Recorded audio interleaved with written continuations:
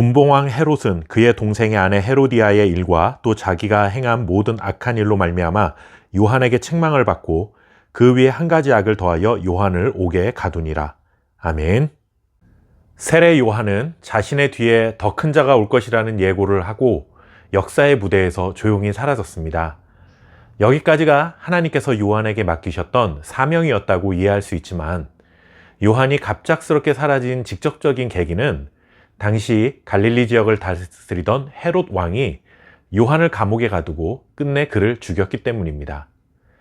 헤롯에게는 남동생이 있었는데 그가 헤로디아라는 여인과 결혼을 했다가 이혼을 합니다.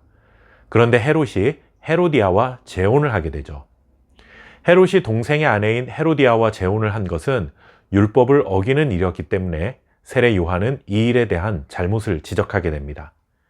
헤롯의 입장에서는 매우 기분이 상하고 갈릴리 지역의 통치자로서 자존심도 많이 상했을 것입니다.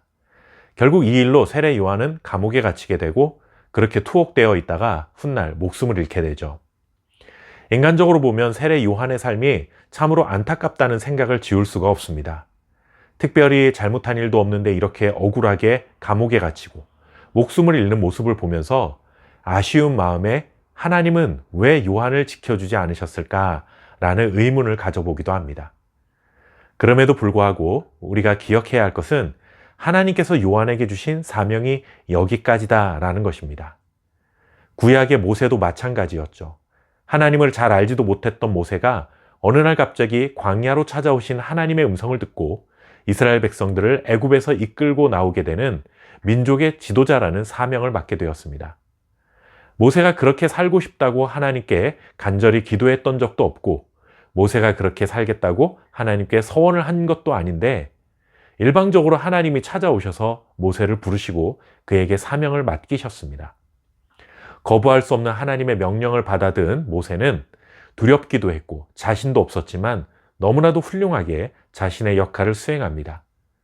그렇게 광야에서 살아야 했던 40년의 시간을 훌륭하게 지켜냈던 모세인데 정작 그는 약속의 땅인 가나안 땅을 바라보기만 하고 가나안 땅을 밟아보지 못한 채 하나님의 품에 안겼습니다. 하나님의 부르심을 받고 충성스럽게 40년을 살았다면 가나안 땅을 밟아보게라도 해주셔야 하지 않았을까? 너무 서운하고 안타까운 일이 아닐 수 없습니다. 그러나 모세의 사명은 거기까지였습니다.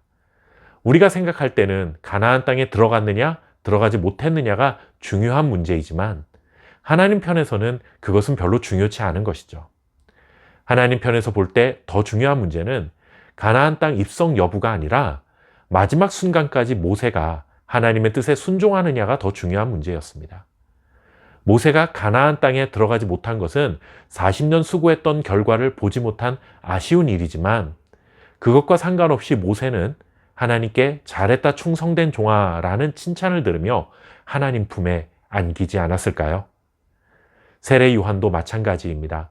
정의로운 일을 하다가 억울한 죽음을 맞이했으니 안타깝고 속상한 일인 것은 분명하지만 세례 요한 역시 마지막 순간까지 하나님이 주신 사명에 충성했기 때문에 하나님 품에 안겨 잘했다 충성된 종아라는 위로를 받았을 것이 분명합니다.